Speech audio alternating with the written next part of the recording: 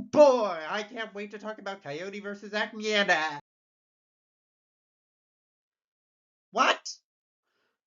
It comes out 1 month late in my country? Well, then what am I gonna talk about for this month's review? Look, I saved the public from a dangerous menace, okay? Then I relocate it and do it all over again. It's called entertainment. It's called scamming. Everything about you is fake, even your accent. Fine, I'll talk about the worst commentary ever made. The Deep is a CGI cartoon based on the comic of the same name created by Tom Taylor and James Breuer, I think that's how you pronounce it, and published by Gisult Publishing. I remember watching this show a lot when I was younger, and after re-watching it earlier this year, I don't know why. Not because it's terrible, it's just very mediocre. The story and world building are interesting, but the characters rarely grow alongside it, and the animation isn't terrible, but definitely not at the same standards as other animated shows at the time like TMNT 2012 or Slugterra. Overall, nothing in the show stands out as being particularly bad. Except for one single character, Devil Daniels. Now, you might not get this, but Devil Daniels is supposed to be an animal-themed parody of Logan and Jake Paul.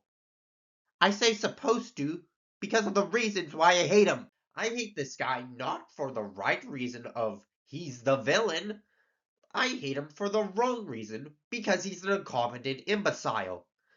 The reason why scam artists like Jake and Logan Paul are able to get away is because they are smart. Doing things they know are illegal, but making both them and themselves seem believable and honest by bringing up how they've changed or pointing out the positives in the investment. But Daniels lies to his audience for no other reason than to make it a scam, like in the worst episode, by far, Family Ties. He's bought a captive raised orca and is claiming he's an orca whisperer by pretending he's driving away separate loose orca incidences, when in reality, it's his trained orca all along. But you know what would make you more money and would get you the same recognition and status without getting caught? Claiming it's your sidekick. The merchandise would go through the roof. Yeah, you still clash with the Nectans, and believe me, I have things to say about them later.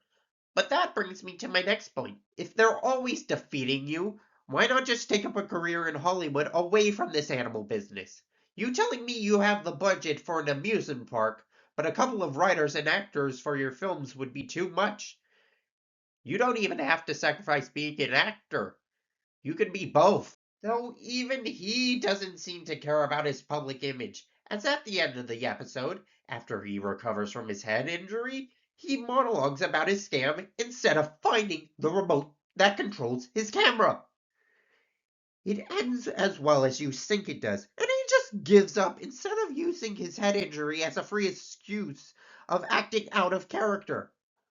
But for as brain dead as he is in this episode, the Nectans are somehow worse. Throughout the entire episode, they keep whining on and about how orcas should not interact with humans, period, and that only professionals should be allowed near them.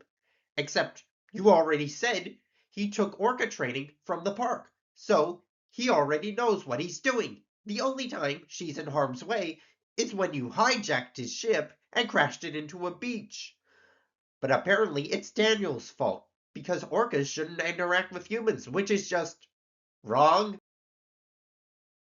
Now, yes, orcas being separated from other orcas does take a major toll on their well-being, but that is only one factor that leads to them having a poor life in captivity. Orcas are built for vast marine ecosystems, too big for any aquarium, no matter how rich they are, to fulfill. But the problem is already gone by having her out in the ocean. And the dental trauma from eating dead fish instead of live ones, which again can't be replicated in an aquarium setting and eliminated thanks to you putting her out in the ocean. I feed my dog twice a day, And even she will take up killing and eating dead animals that she finds out in the world. You really mean to tell me that this orca couldn't do the same thing? Captivity and interacting with humans are two separate things, and by removing the captive setting of an aquarium, the threat that our heroes are trying to stop no longer becomes a detriment and now becomes an advantage. As more and more of the world's resources are being absorbed by the human population, animals that interact with humans and take advantage of our infrastructure and food are doing better than those that hesitate, even with large social animals like horses and leopards. They also try to endear us to their cause, because Daniels calls out William's parents going missing, and it's supposed to relate to Daniels keeping the orca away from her family. But no. Not only are her chances of survival not going up when she enters the wild, but this is a case of what's being shown contrasting what is told. We're told that William's parents were super loving and they disappeared while out adventuring, but we never see them outside of a photo. So all this is one criminal calling out another criminal. I agree that scamming people is objectively bad, but I care more about Daniel's plight because from what we've actually been shown on screen, he really does like entertaining people. You can throw in as many lines about how he's in for nothing more than money all you want, but actions speak louder than words, and from what his actions say, he just doesn't know any better, and just wants to entertain people. And now for my final point. The point that really drives this episode down to the trenches. You all are a bunch of fucking hypocrites. You interact with animals all the time, with some examples including you taking Jeffrey from the wild as a pet, who even does tricks for your online audience. Sound familiar?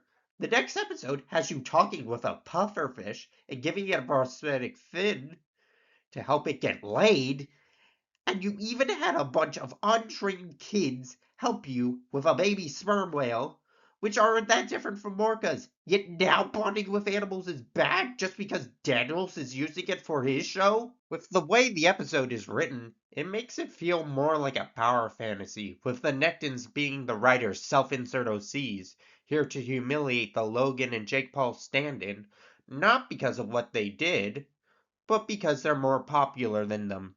Now, speaking as a writer and director myself, I don't suspect or hope that that was the intention, but it definitely does feel like it. An episode that explores the themes of family, animal cruelty, and celebrity drama as deep, get it, as that mobile game where you beat up your buddy. But don't worry, as it did teach us a lesson to remind us that just because you're against a big bad guy, that doesn't give you the right to do whatever you want to take them down. My name's the writer Azura, and I can't wait for Wily vs. Acme. Please come sooner. Okay, welcome to Star Wolf. If you're my bitch, say aye. Oi. No! You just stood up to me. I respect that. You're retarded now. Congrats, Big Fall. Well, today has convinced me everyone here deserves to die, so I'm just gonna kamikaze my ship in Andross's face. I don't care. I welcome death. Do it.